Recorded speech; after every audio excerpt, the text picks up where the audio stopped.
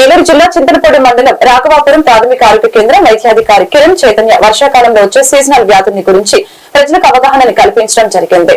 కొన్ని సూచనలు city news ద్వారా ప్రజలకు తెలిపారు. గత కొన్ని రోజులుగా పడుతున్న వర్షాల కారణంగా అనేక చోట్ల నీరు నిల్వ ఉండటం వలన దోమలు ఎక్కువగా ప్రబలి డెంగ్యూ, మలేరియా, టైఫాయిడ్, చికెన్ గున్యా లాంటి వ్యాధులు వస్తున్నాయని, కనుక ప్రజలందరూ అప్రమత్తంగా ఉండాలని తెలియజేశారు. నీరు ఎక్కువగా నిల్వ ఉంచడం వలన దోమలు చేరుతాయని, సాధ్యమైనంత వరకు మన ఇంటి పరిసర ప్రాంతాల్లో నీరు నిల్వ లేకుండా చూసుకోవాలని తెలిపారు. బ్లీచింగ్, శానిటైజేషన్ తరచుగా చేసుకుంటూ ఉండాలని తెలియజేశారు. ఇలా తగు జాగ్రత్తలు తీసుకోవడం వలన చాలా వరకు సీజనల్ వ్యాధులు బారిన పడకుండా మనల్ని మనం కాపాడుకోవచ్చని, కాబట్టి ప్రజలందరూ అప్రమత్తంగా ఉండి జాగ్రత్తలు తీసుకోవాలని డాక్టర్ కిరణ్ చైతన్య తెలిపారు.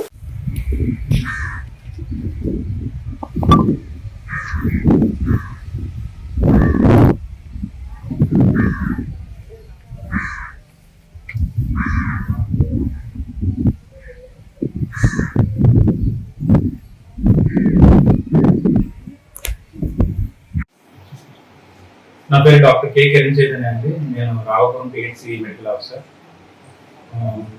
సీజనల్ డిసీజెస్ ఎక్కువగా వ్యాపించే టైం అనేది, ఎందుకంటే వర్షాలు కంటిన్యూస్ గా పడుతున్నాయి. పడి ఆగడం వల్ల కొంచెం ఎక్కువ ఈ వెక్టర్ బోర్న్ డిసీజెస్ ఎక్కువ ప్రబలించే అవకాశం ఉంది. సో టైఫాయిడ్, డెంగ్యూ, మలేరియా, ఎక్కువ ఫీవర్లు నమోదయ్యే రోజులు ఇవి. సో అందరూ జాగ్రత్త పాటించాలి. ఖచ్చితంగా ఇంట్లో కాచి చల్లార్చిన నీళ్లు తాగాలి. అలాగే పరిసరాలు కూడా శుభ్రంగా ఉంచుకోవాలి. ఎందుకంటే డెంగ్యూ కూడా చాలా సివియర్ ఫీవర్ అనేది, దాంట్లో కూడా రక్తకణాలు పడిపోవడం అలాంటివి జరుగుతుంది.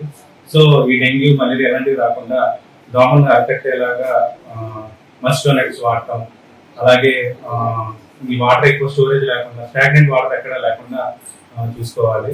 అలాగే ఎక్కువ ఫ్రిడ్జ్ వెనకాల, అలాగే కూరల్లో కూడా వాటర్ స్టోరేజ్ ఉంటున్నాయి, దాంట్లో కూడా దోమలు పెరిగే అవకాశం ఉంది. అది కూడా జాగ్రత్త చూసుకుని ఎప్పటికప్పుడు క్లీన్ చేసుకోవాలి. సో ఈ ఫీవర్స్ ఎక్కువ నమోదు అవ్వకుండా, ఎక్కువ రాకుండా కొంచెం ఈ దోమలు అరగట్టే మనం ఎక్కువ డెంగ్యూ, మలేరియాని అరగట్టవచ్చు. సో అందరూ ఇంట్లో కాచాలార్చిని తాగి కొంచెం డీహైడ్రేట్ అవ్వకుండా కొంచెం వాటర్ ఎక్కువ తీసుకోవడం, కొంచెం ఫ్లూయిడ్స్ ఎక్కువ తీసుకోవడం మంచిది.